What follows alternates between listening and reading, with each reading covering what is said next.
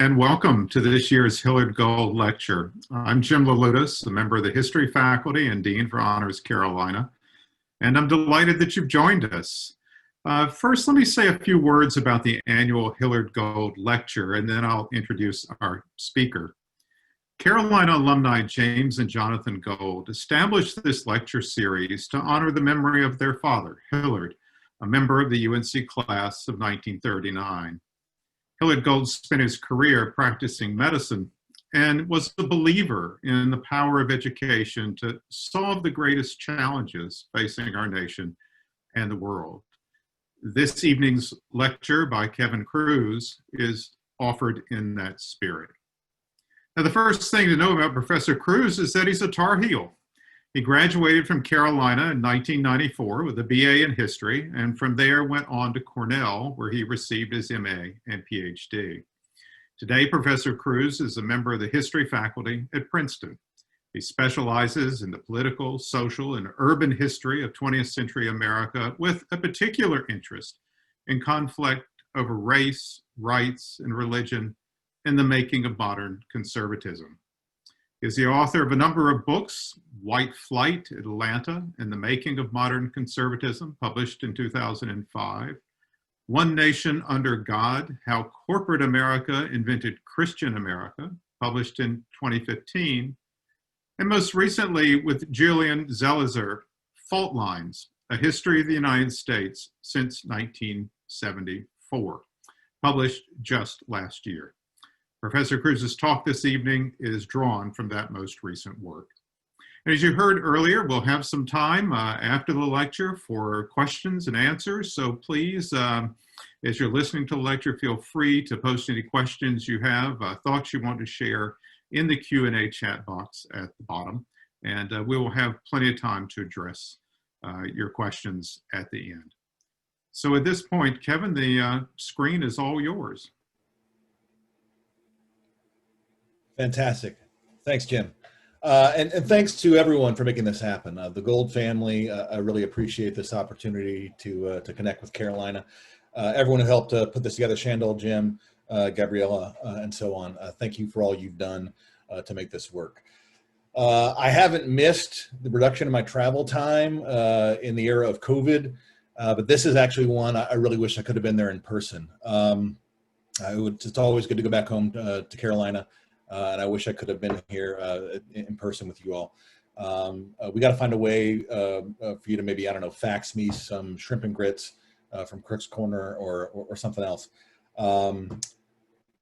As Jim said, my talk tonight will be based on that recent book I had called Fault Lines, A History of the United States Since 1974 that I wrote with my colleague Julian Zelizer. And it's odd, it feels odd to give a formal lecture. I'm not going to give you 45 minutes of me kind of talking to the screen. So I'll give about 15, 20 minutes in which I give a general overview of the book and its big themes, what we were trying to do with it.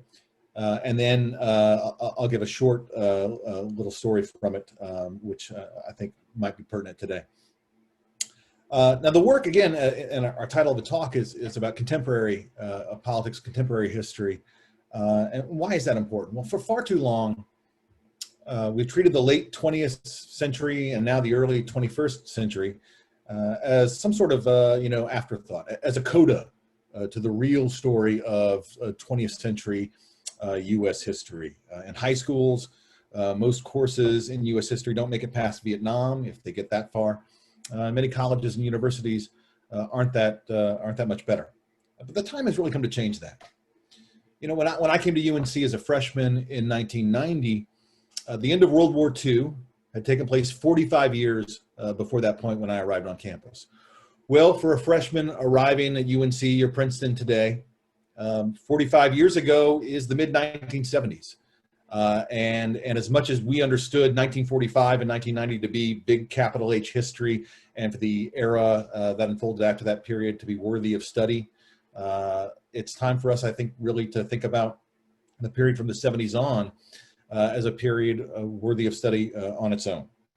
And this book, Fault Lines, was our effort to try to make that case. The book began as a course that we co-taught for a couple of years here at Princeton called history of the United States since 1974. And the book developed out of the discoveries in and development of that course here. So why 1974? Well, the simple answer is that both Julian and I are political historians first and foremost, who recognize the significant rupture that in American politics that was the Watergate scandal. As much as we've gotten used to the realities of Watergate, as much as we talk about it now, as much as gate has become a suffix that we apply to all political scandals now, I think we have to remember just how much of a shock it was to the American people at the time when it all went down. President Nixon had just been reelected in 1972 by an overwhelming margin of the Electoral College. He won by 520 to 17. He seemed unbeatable. And yet less than 2 years later, Nixon resigned from office in disgrace. His vice president, who'd been reelected with him in 72, had also resigned in disgrace. The aftershocks of that event were incredibly significant and are still being felt today. But it wasn't just Watergate. As we noted in the book, there were a series of major events that unfolded in the years around 1974 that shocked Americans, that suggested that the post-war decades of confidence and optimism had come to an end and a new era of division and disunity had begun. So in 1973, for instance, was the first OPEC oil embargo, a move that put the spotlight on America's dependence on foreign powers for energy. It exposed the weaknesses in the nation's economy. At the same time, between 1973 and 1975 was when America drew down and then finally withdrew its forces from Vietnam in what was viewed at the time as a humiliating defeat, a sign that the world's biggest superpower was not invincible when it came to military or foreign affairs. As America's confidence in its standing in the world crumbled, thanks in large part to OPEC and Vietnam and other events, new divisions appeared at home. 1973 was the year in which Roe v. Wade was decided, a decision which increasingly became a lightning rod between liberals and conservatives and launched a new era of debates over family values and feminisms and LGBT rights. 1975, meanwhile, witnessed the brutal anti-busing riots in Boston, a stark sign that the integrationist ideals of the civil rights era were floundering and a new era of racial division was beginning. For these reasons, we saw the period of 1973, 74, 75 as launching a new era, one with a rather different dynamic than the post-war decades that had come before, one marked more by doubt and division. Now, to be sure, the decades after World War II, from the mid-40s to the mid-70s, had their own forms of division. This was, for instance, a period marked by various forms of legalized racial segregation and discrimination. It was punctuated by repressive moments in politics, like McCarthyism or the fight over the Vietnam War. But for all those very real divisions, the post-war era was largely controlled by a series of centripetal forces that pushed back against those divisions and held the country together. First and foremost, this was an era of really unrivaled economic growth, a period in which a new middle class steadily expanded year after year as union jobs with good wages lifted large numbers of Americans out of the working class and into a middle class lifestyle of comfort and stability. That sense of an expanding economy, that sense of an opportunity, and that belief in the promise of American capitalism helped paper over a lot of other divisions. Second, the post-war period was also marked, for the most part, by a faith in the federal government. Events of the 1960s would start to shake that faith. But for the most part, there was a general agreement on the part of Americans that the government not only had their best interest at heart, but was capable of actually working to affect change in their lives. And third, and I think really importantly here, the post-war period, unlike what came before or after it, was marked by what we now call the mainstream media. The big three network news programs, along with a handful of major metropolitan newspapers, really set the tone for the national conversation. They controlled the national dialogue by establishing a shared set of basic facts and a first draft interpretation of them. All of that changed from the mid-1970s on. Faith in the economy faltered in the era of stagflation, and as economic inequality became ever more pronounced, fewer and fewer Americans had faith in the system. Faith in the federal government faltered as well, with Watergate and Vietnam marking a significant break with the past and an ensuing decade that came after of incompetence and corruption only souring Americans further on Washington, D.C. The media, meanwhile, fractured into more and more parts, with cable news, talk radio, the internet, and social media creating a much more fragmented and fractious media landscape. And importantly, unlike the post-war era, when there were those centripetal forces holding the nation together, the post-Watergate era was increasingly defined by forces that promoted divisions and discord. The incentives were to push to the corners. Our politics became much more hyperpartisan due to the general sorting of liberals and conservatives into their own parties, and specific changes wrought by gerrymandering and the failure of campaign finance reforms. There were suddenly no more incentives to reach across the aisle, and in fact, you could be penalized for that. We see this now with Republicans being called rhinos, Republicans in name only, for daring to work across the aisle. We saw this during the Obama years. Our new media climate accentuated those divisions.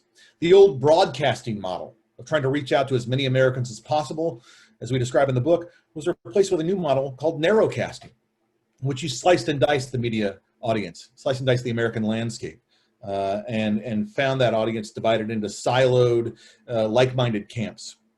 Our society, meanwhile, became ever more divided. Even after the successes of the civil rights era, our cities and suburbs became more racially segregated from the 1970s on, and the integrationist ideal floundered as various groups from across the spectrum retreated into their own separate spheres. Meanwhile, with the rise of feminism and LGBT rights, meant that the old post-war concept of a nuclear family model was eclipsed by a new stage in which families could take on a wide variety of non-traditional forms. So as we looked at this era in the book, we traced four major fault lines in American life that increasingly grew and widened in these decades. Political divisions and partisanship, economic inequality, increasingly strife over racial and ethnic divisions, and a new culture war over issues of sex, sexuality, and gender as well. Now, I'm happy to talk about any and all of this in the Q&A. But for my brief time now, I thought I'd dive into one moment that I think might be of interest to you today, a moment that highlights how these divisions in politics and media impact each other. And this was the resolution of the 2000 election. And it's a moment that's coming into view once again as we head into what looks like will be a hotly contested national election. Now, from our vantage point today, the 2000 presidential election seems like a major moment in the political polarization of America. But it's important to remember that right up until the very end of that election, with its contested results in Florida, the 2000 campaign, it seemed in many ways to be a race to the middle. More than anything else, both of the candidates that year sought to convince the American people that they were the best one to maintain the status quo. This was not a change election. People were looking to maintain the economic boom of the 90s. The Democratic nominee, Vice President Al Gore Jr., promised, quote, continued peace and prosperity. The Republican nominee, Texas Governor George W. Bush, advanced a similarly moderate agenda he called, quote, compassionate conservatism. Pointedly, both candidates sought to distance themselves from the partisan clashes that had marked the previous decade. As a member of the Clinton administration, Al Gore had followed the president's path of, quote, triangularization and distanced himself from the liberal members of his party. As he ran for the top spot himself, Gore likewise kept Clinton at arm's length, worried that the president's personal scandals would tarnish his own image. Bush did the same thing. He ran as an outsider. He criticized House Republicans for heartlessly, quote, balancing the budget on the backs of the poor. In a sharp break with the social conservatism that had marked his party across the 1990s, he complained that all too often, quote, my party has painted an image of America slouching towards Gomorrah, a direct reference to and a dismissal of the complaints of former Supreme Court nominee Robert Bork. Now, there were significant differences between the two men. I don't want to overstate this, especially on issues of taxes, entitlement, and the role of the federal government in general. But they did a great deal to downplay them on the campaign trail. In fact, they agreed with each other so much in the second presidential debate that it became a running joke on Saturday Night Live that they were tripping over each other to be nice and agree with one another. Now, with Gore and Bush both trying to claim the center of politics in 2000, the election became one of the closest in American history. In the end, Gore edged Bush out by about 540,000 votes in the popular vote nationwide. But as election night wore on, it became clear that neither Bush nor Gore had the number of electoral votes needed to declare victory. With every state except for Florida decided, Gore had secured 267 electoral votes to Bush's 246. Both were beneath the threshold needed to win, 270, and therefore the 25 electoral votes of Florida would determine the winner. Relying on exit polling and competing with one another to be the ones to call the race first, the networks initially awarded the state to Gore and then backed off, then awarded it to Bush and backed off again. Jon Stewart, the host of The Daily Show, spoke for many when he expressed frustration with the coverage. The great part of it, he said, was just the giant fuck up network-wise. Gore's the winner, Gore's not the winner. Bush is the winner, Bush isn't the winner. Nobody's the winner? The media declared two people president and then declared no one president. As the color-coded maps that were in place on election night remained frozen in place on those networks, first for hours and then for days and then weeks as the fight over Florida dragged on, Americans came to suddenly adopt a new shorthand for their political divisions. Red states for Republican areas, blue states for Democratic ones. And the assignment of the two colors was in fact arbitrary. The networks had started using color-coded maps in 1976 when NBC's John Chancellor informed viewers on election night that he would be coloring states for the Republican incumbent president Gerald Ford blue, and he would color states for the Democratic challenger Jimmy Carter red.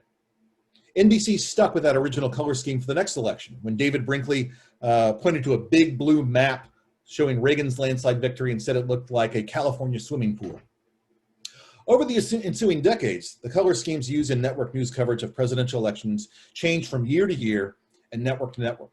Geraldine Ferraro noted how the big three networks displayed the results in different schemes after her ticket lost in 1984. One network map of the United States was entirely blue for Republicans, she recalled. On another network, the color motif was a blanket of red. Magazines had their own color schemes too. Time magazine, for instance, used blue for Republicans and red for Democrats from 1988 up until 2000. But in 2000, the networks aligned in a new scheme for their coverage. They all went red for Republicans and blue for Democrats. And as Americans stared endlessly at those electoral maps, the color scheme became permanently cemented in their minds. Importantly, the more they talked about those maps, the more there seemed to be an apparent civil war between two distinct physical territories, the red states against the blue states. Over the course of the presidency of George W. Bush, those two terms became fixed in the public mind as a new shorthand for partisan camps. Now, conservatives embraced that 2000 electoral map, and they embraced that map rather than the number because the number showed a 271 to 267 lead, a very narrow victory. The map looked like a much bigger blowout for Bush. That map with its central core of red states was a sign for them that the nation wasn't evenly split between the parties, but was instead a bright red Bush country. Some Republicans took this further, putting forth a map that didn't just show individual states, but individual counties. Looking at things on a county-by-county basis, of course, makes the country seem even more red, even more Republican. While Democratic strength is often concentrated in densely populated cities and suburbs, Republican votes are more spread out in rural areas and thus cover a larger area of counties. In areas of the country where the counties are huge in size, in the Mountain West and the Midwest, for instance, this is even more pronounced. That map proved so popular among conservatives, it was marketed for use on t-shirts and mugs and mouse pads and so on. The sheer dominance of the red over blue was taken as a sign of the overwhelming dominance of George W. Bush too. Now, of course, such a map is misleading because it stresses the size of land rather than the actual number of voters, which is what matters. On such a map, the giant red mass that covers Wyoming and Montana, North Dakota, and South Dakota, that contains about as many voters as the almost invisible blue dot of the borough of Brooklyn in New York. However misleading such maps were, they became commonplace in our political culture. It's kind of remarkable how quickly they took root. So much so that even Democrats were forced to respond. In his breakout speech to the 2004 Democratic National Convention, then State Senator Barack Obama tried to take this concept head on. The pundits like to slice and dice our country into red states and blue states, he said, but I've got news for them too. We worship an awesome God in the blue states, and we don't like federal agents poking around our libraries in the red states. We coach Little League in the blue states, and yes, we've got some gay friends in the red states. The speech proved to be a sensation, especially among younger voters who'd grown up in this era of stark partisanship and polarization, who yearned for something new. The speech launched Obama to the Senate that year, and then 4 years later into the presidency. Now, though Obama had hoped to remind Americans that they were, quote, the United States of America, his 2 terms in office saw the partisan polarization become even more pronounced. Despite his best efforts, to promote bipartisanship, congressional Republicans, following the lead of Senate Minority Leader Mitch McConnell, came to believe that their own political fortune depended on withholding their votes from any Obama legislation, and by default, making it seem to be partisan and a failure. As Senator George Voinovich of Ohio later recalled, their marching orders were simple. Whatever Obama proposed, they had to oppose. If he was for it, we had to be against it. After 8 years of deepening divisions during the Obama era, President Trump has now self-consciously embraced the polarizing image of red states versus blue states. Much like Bush, Trump won the presidency despite losing the popular vote. And as a result, he leaned heavily on the Electoral College and that map as a sign of his legitimacy. Even though his margin in the Electoral College was small, it's the 48th biggest victory out of 56 presidential elections. It's in the bottom fifth all time. Trump has repeatedly called up this electoral map as proof of his popularity. He loves this map so much, he's repeatedly brought them up at official events, even bragging about them in joint press conferences with the Prime Minister of Canada and the Prime Minister of Israel. Just before his first 100 days was up, he interrupted an update about relations with China to distribute printed copies of the map to reporters in the room. Repeatedly, when addressing supporters, he often invokes the map as a sign that he and they represent a majority of the nation. Those maps serve as a reminder of the political polarization and the stark partisanship that rules Washington these days. But it's important, I think, for us to remember that they have a history like everything else. The imagined civil war between red states and blue states is in many ways overblown. And if we return to their origins, a presidential race in which two candidates initially ran to claim the same common ground in the middle, I think we can remember that the lines that we see dividing us today are in many ways drawn with our own hand. Thank you.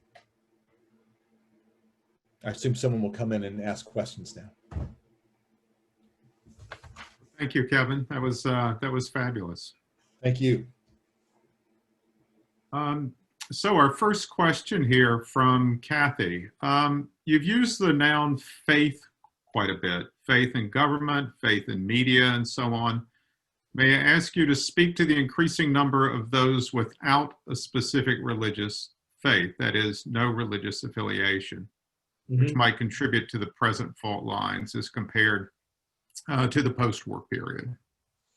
That's a great question. I meant faith in a kind of non-religious belief term, but that's a great question. And I think what's really remarkable, and this maybe speaks not to this book, but the one I did before this book called One Nation Under God, where I addressed religious nationalism and its role in America in the mid-20th century, is that we see there's a certain politicization of faith that takes place over the mid-20th century.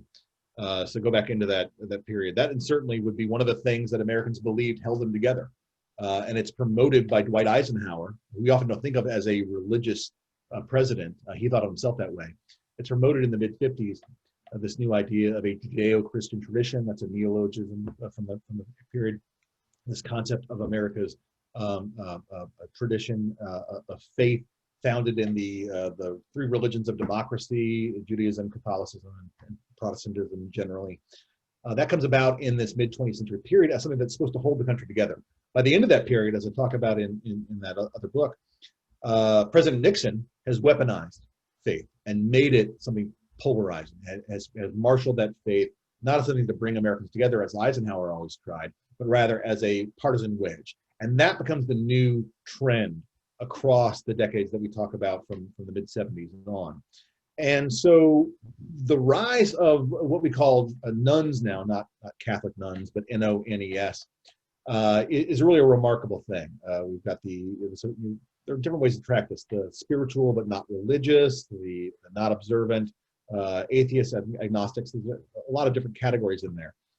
But it's essentially about 1 in 5 Americans now claim to be that, right? Which is a remarkable shift. Again, back in Eisenhower's era, Eisenhower could pronounce, and found many Americans agreeing with him, as he said, that the concept of an atheistic American is a contradiction in terms. You can't be an American without faith. He said this in a famous quote, our system of government makes no sense unless it's founded in a deeply felt religious faith, and I don't care what it is. So Eisenhower didn't care about the substance of religion. What he cared about most importantly there was the idea that you had a religion, any religion, didn't really matter, just something, right?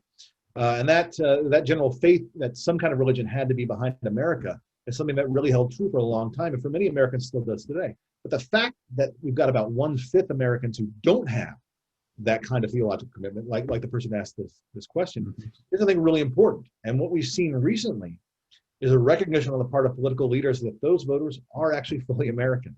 We saw this with Barack Obama when he would give remarkable speeches where he talked about believers and non-believers. The fact that a president was making room for people who expressly did not have religious faith is really remarkable. Now, of course, all of that change is happening on the Democratic side, right? So the Democratic coalition is one that includes people of deep faith and people of no faith. It's much more religiously homogenous on the Republican side. So I don't think we haven't quite reached the moment in which you're going to see a breakaway from those old reliances on faith. The rituals I talk about in One Nation Under God, the National Prayer Breakfast, which has started in this period, or Reagan's habit of ending a speech with "God bless America." You'll still see those, I think, for some time. But we're reaching more and more towards a tipping point in which I think those traditions will be revisited, if not quietly abandoned. Yeah, there's a real generational dynamic to that, too. A question I'd like to come back to if we have time, but we have a great run of questions now here on the screen. A number of them are related to polarization in our moment.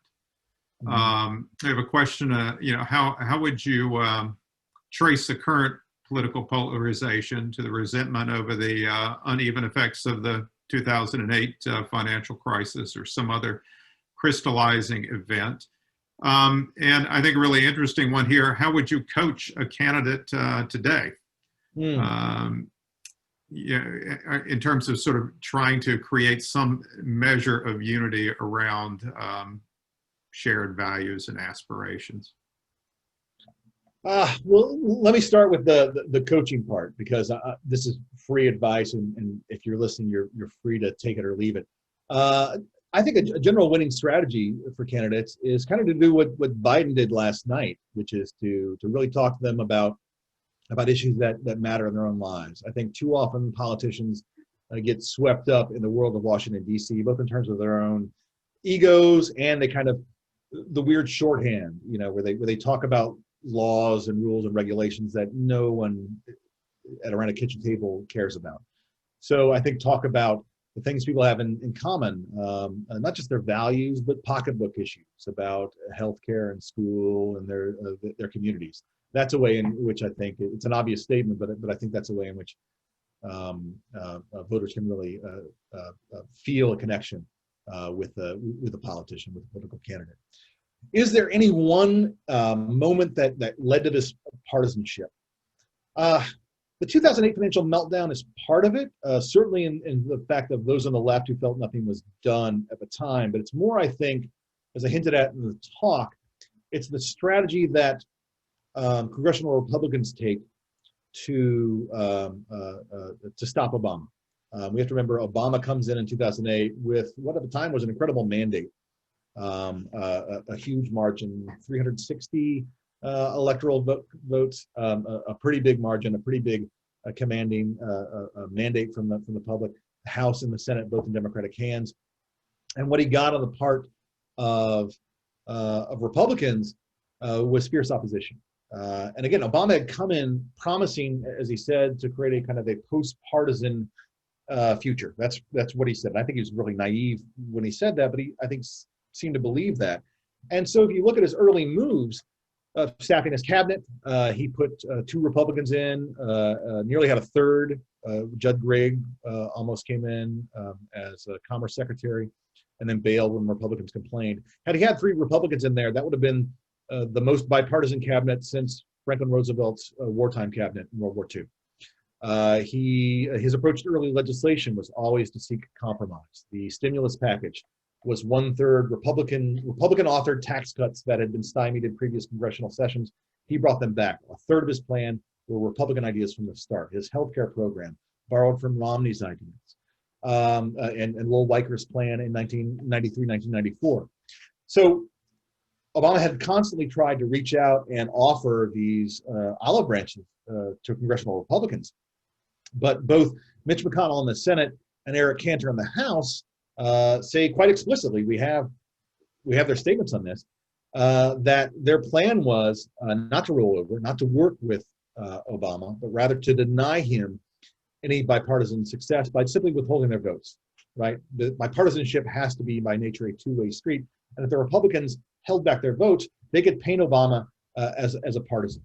And that's exactly what they did. And so even with those commanding margins in both the House and the Senate, he had to fight tooth and nail to get the Affordable Care Act passed, to get the stimulus package through. And that really set up a stage for trench warfare that lasted throughout his presidency.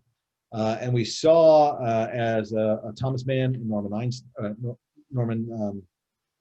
like on Norm's last name, did in their book, It's Even Worse Than It Looks, was a Norman Ornstein, sorry, a great study of this period from a bipartisan set of observers. They show pretty clearly the way in which across the board that trench warfare initiated by the Republicans in Congress really kind of blew up a lot of the lasting norms that had still been in place. If you look back at how Democrats had treated, say, the No Child Left Behind Act, a big initiative that President George W. Bush had come in with. It's got, Ted Kennedy as a co-sponsor along with John Boehner in the House. I mean, it really was a bipartisan effort. That kind of thing was gone. And instead you had this kind of deep fighting at every level, which really, I think, set up the stage for the hyper-partisanship that really led us into this moment of the Trump era.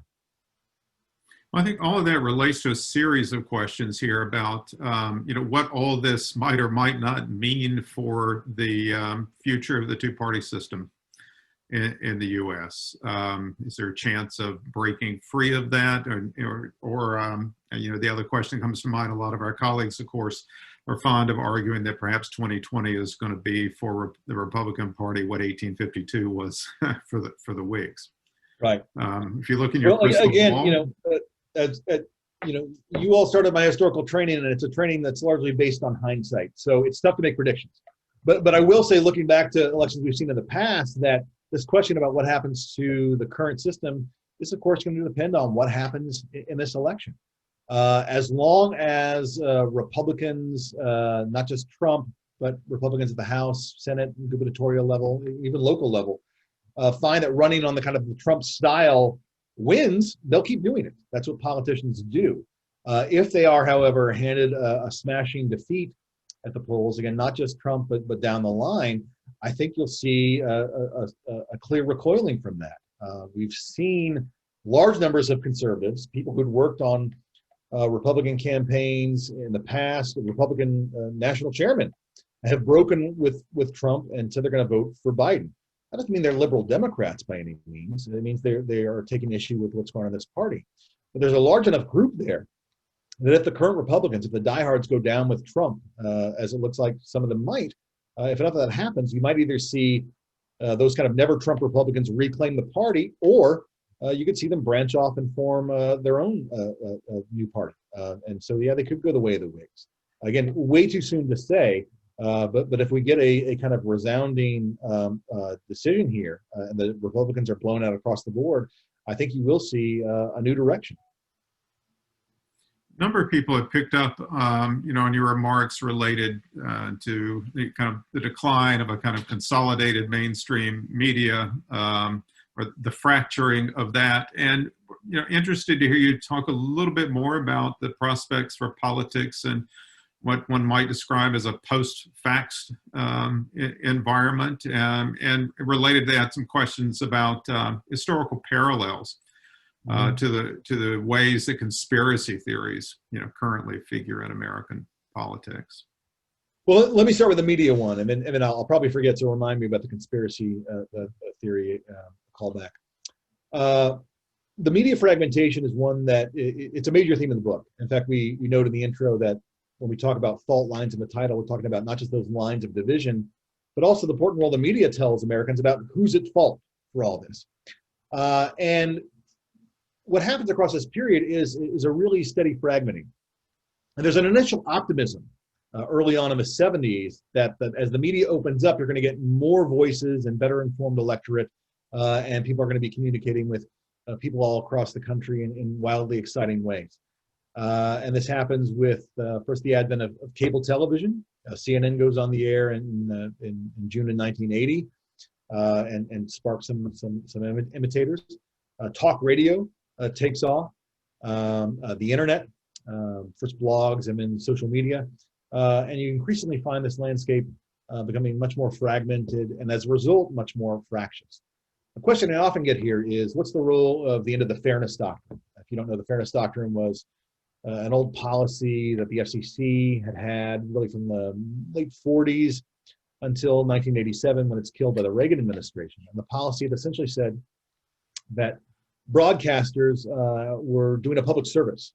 They were broadcasting over the public airwaves, whether it be TV or radio. And as a result, they had a certain duty to the public to present both sides of contentious political issues.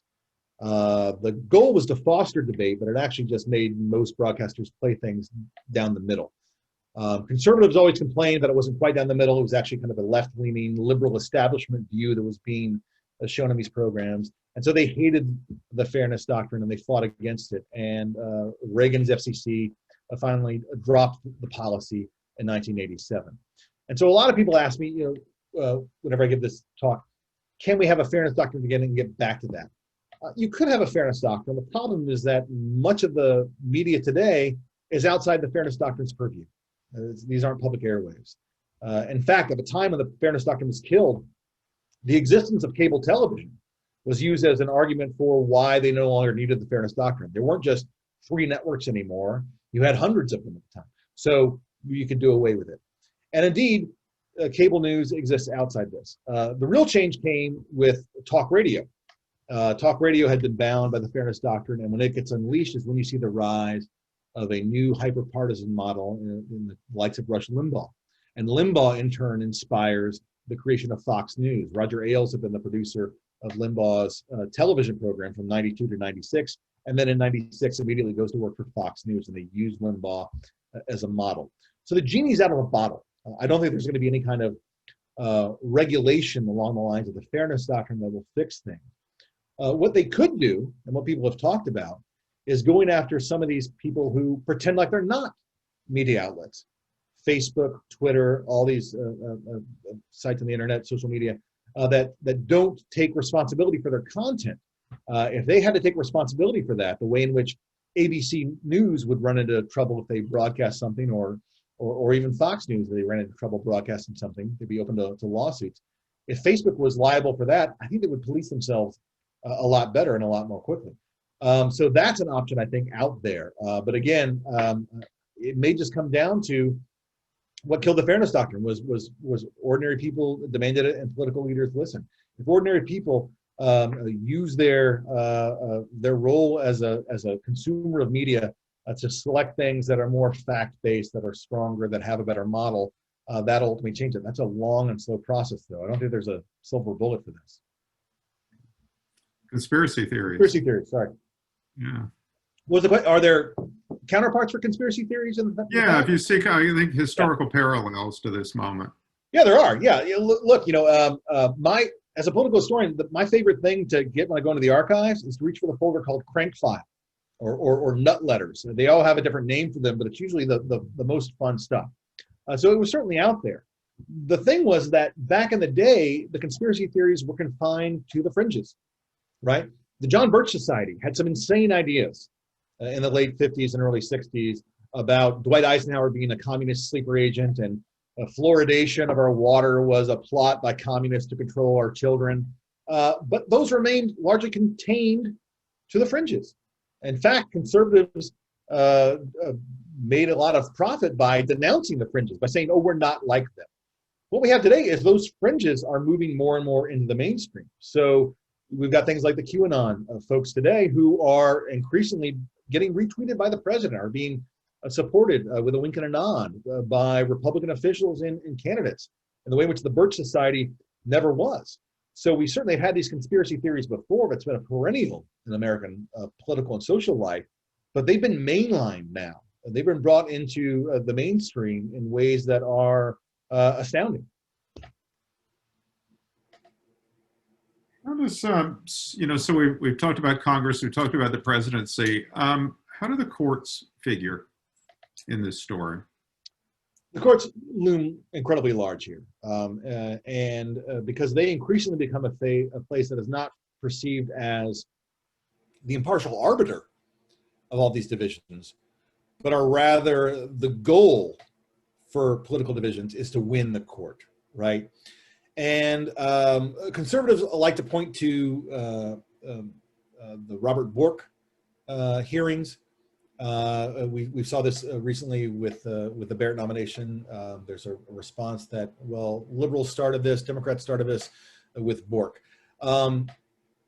The Bork hearing, we have to remember, was one in which he got a full hearing in the Senate. He was voted down in the Judiciary Committee. He was voted and then sought and got on the floor of Congress, even though he was voted down by the Judiciary Committee. They gave him a full vote.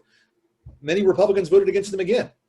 So he got a full hearing. But Bork wasn't the first fight. We have to go back into the Nixon era, and you see when Earl Warren stepped down, LBJ tried to appoint his successor, Abe Fortas, who would have ensured the liberal policies of the Warren Court continued for another generation. Republicans filibustered that nomination and actually got Fortas to resign. They won 2 new seats on the court that Nixon was allowed to fill. Nixon then had 2 of his own candidates shot down, Carswell and I'm blanking on the other one. They're pretty forgettable. And then we had the fights over them. And so there was a period of contentious fights in the late 60s, early 70s, in which the court quickly becomes an object of politics. And from that point on, that bell is rung, it doesn't change. And so you don't see the old habit in which nominees to the court could be, routinely approved in a matter of weeks, if not days. It becomes this long, drawn-out fight. And it's only gotten worse and worse as time has gone on. And it's gotten that way, I'd argue, because both sides, liberals and conservatives, have increasingly seen the court as the place to do their battles, right? So abortion with Roe v. Wade kicks us off in 1973. It's hard to argue this is a Democratic issue. The decision is written by one of Nixon's appointees, but it increasingly becomes a way in which abortion is sidelined off to the courts. But conservatives do this too. We saw this with conservatives in Congress would regularly vote to uphold the Voting Rights Act. The Supreme Court eviscerates that with Shelby County. The conservatives had tried to do things on gun rights that never got through Congress. The Supreme Court establishes an individual right to bear arms in 2008. So increasingly these things that Congress can't handle get pushed off to the court. So the court becomes the end all and be all. People see it in a very tribal way, and they want to get their people on the court, and it becomes so vitally important. In fact, I don't think you can explain the rise of Donald Trump without that meeting he has in July of 2016, where he brings evangelical and fundamentalist leaders into Trump Tower and gives them a list of Supreme Court justices he's going to nominate when he gets vacancies. Those justices, those potential nominees, are what win him their support and ultimately wins him the election. There are a number of people in the Q&A chat, I think wondering, maybe worrying about whether we're headed towards something even darker. I mean, I think there is an inclination, and maybe this is a sort of generational confession, to, wring our hands and, and bemoan what's become American politics, but somewhere back in the back of our heads is this little voice that says, well, it will all turn out all right in the end. What do you think of the prospects for something darker? Are we on the path to authoritarianism? Well, look, as an historian, I'm naturally inclined to pessimism because I know how bad things have gotten in the past and how easily they can go bad again. So I don't think people there are overreacting, certainly not in this moment. There's always the chance. This idea that, as Sinclair Lewis said, it can't happen here is nonsense. It can easily happen here. There's nothing about America that prevents it. In fact, there are several structural issues, as we've seen over the last few years, which could make this likely, or not likely, or at least possible. So I do think people should be worried about that. That said, we could have an election if the polling holds up, if there aren't the snafus people expect, if people turn out in record numbers as it looks. in which there's actually a landslide for Biden, and this is all wrapped up in a, if not election night, in a few days. That could easily happen, and we could look back on this and think, there we go. I'm, of course, thinking about, I gave a talk at Cornell about this time in 2016, where it seemed a sure bet that Trump was going down, and the idea of him being elected was ludicrous. So I'm thinking of that in this moment, that I don't want to be too overly optimistic. My general policy is to err on the side of pessimism and then be pleasantly surprised when the worst doesn't happen. Spend too much time these days reading our colleague Tim Snyder. Right. Yeah. Yeah. It's a pretty dark. I think I'm professionally depressing. Tim has an entire other gear. Yeah. Yeah. Well, I was going to say there at the beginning that right at the end, I thought you tried to give us a little bit of hope. And we've talked about this a little bit, but maybe you could make another pass at it more directly. I mean, just where do you see the possibilities of some sort of reconciliation? A couple of people have asked about the emergence of a new centrism, and again, I think maybe there's something interesting happening generationally. I mean, I'm struck. By I think absolutely. I mean, look, protest and. Yeah, no, and I'll tell you, and how diverse they are, and young. Yeah.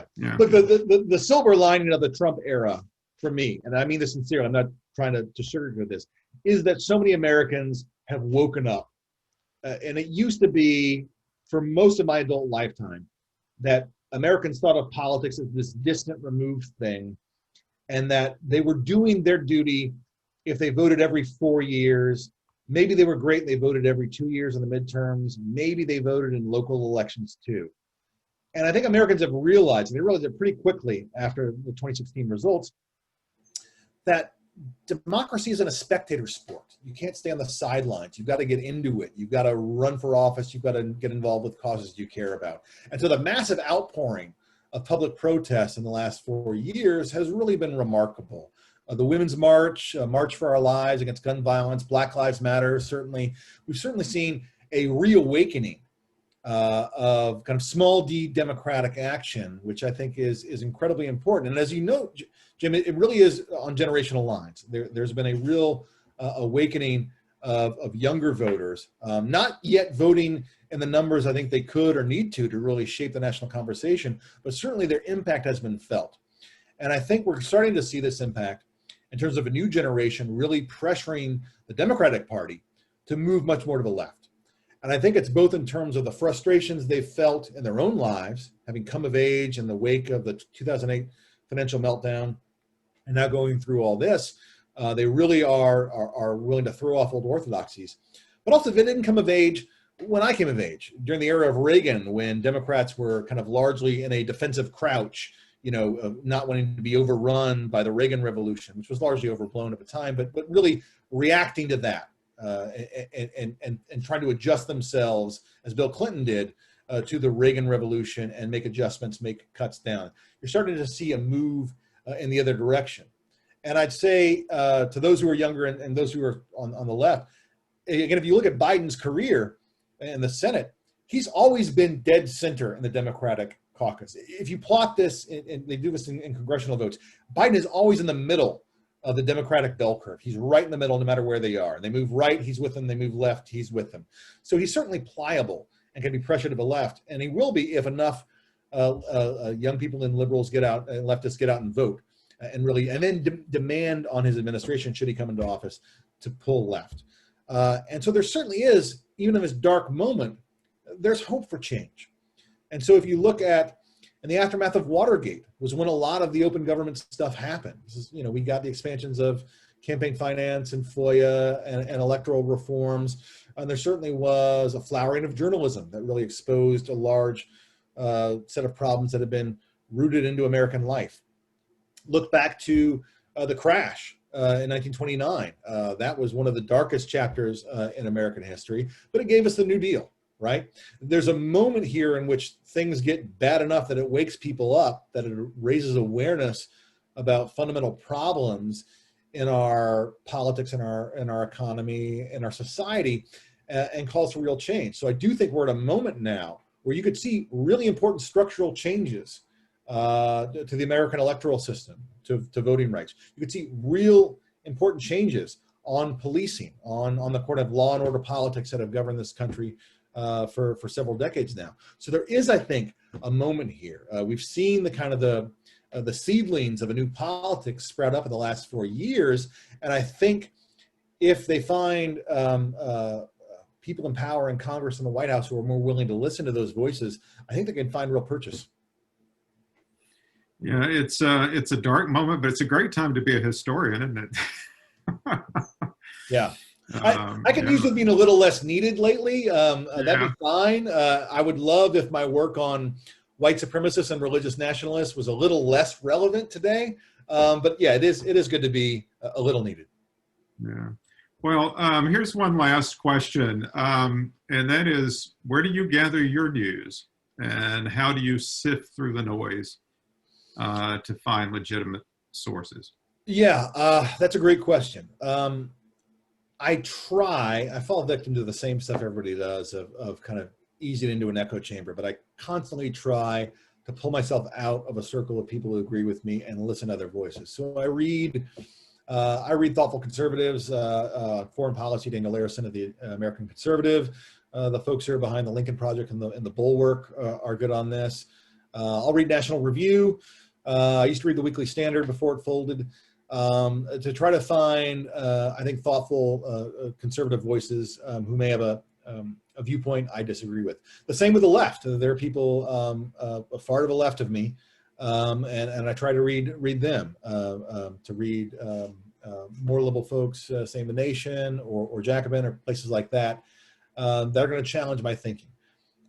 Because if you only have a kind of circle where you are in an echo chamber and you're just getting the people who agree with you, your thoughts become dull, your arguments become weak. Even if your only goal is to win political arguments with people on the left or the right, you're going to be better at that if you're doing sparring practice with people on the left or the right regularly. You're being exposed to their ideas. So I try wherever possible to get out of that box. I'm on Twitter, and I intentionally follow people with whom I disagree on the left and the right, to kind of challenge my assumptions and to have an open conversation across ideological lines whenever possible. To say you're on Twitter is an understatement. I think you're probably one of the most followed historians out there. What's the magic? What's the magic? I got dragged kicking and screaming on a Twitter by my publisher. The Basic Books with One Nation Under God basically told me I had to be on Twitter because that's what you have to do to promote. And for the first year, it was just kind of on this day in history, which is fine, but a million places can do that. I guess I resonate because I speak my mind and I speak how I speak. I don't hold back in terms of what I'm really thinking. If you follow me, you know that. But also, I like to use Twitter as a teaching tool. I think far too many people use Twitter as a way to send out their press releases. I certainly do that if I've done something. I promoted this on Twitter. I do that. But I also like to use Twitter first and foremost as a way to teach. And so I do what I do in class. I give people primary documents, I give people the evidence, and I say, here, read this yourself. So much of Twitter becomes a kind of he said, she said, who knows, throw up your hands problem, that I find giving people the actual materials and saying, look at this yourself, use your brain, think about this, is a pretty effective way. And I found people are interested in that. So, and I'm certainly not alone. As you know, there are tons of other people, tons of other historians on Twitter who do the same stuff with me. It's just, it's an easy way for me to do it. And honestly, it just keeps me from yelling at the TV. So my wife is incredibly happy about that. I love the way you've organized some of your threads, in effect, into a syllabus. Yeah, I kind of realized I created a course. It's heavy on some moments, but it kind of all came together at the end. Well, Kevin, this has been great fun. We could go on for another hour, I think. But thanks so much for doing this tonight. I think everybody who has been part of this really appreciates your thoughtful remarks and the chance to have a real conversation with you. And we will get you back to Chapel Hill in person. I'm going to hold you to that. Thank you, everyone, for watching. Thanks again for having me, Jim, and for hosting this. It really is a pleasure. I only wish you could be in person, but we'll do that soon. We will. And thanks to Jim and Jonathan Gold for their Thank you very generosity much. in Yes. establishing this lecture. Thanks, everybody, for joining us. Follow Kevin Kruse on Twitter. Good night. Thanks, everybody.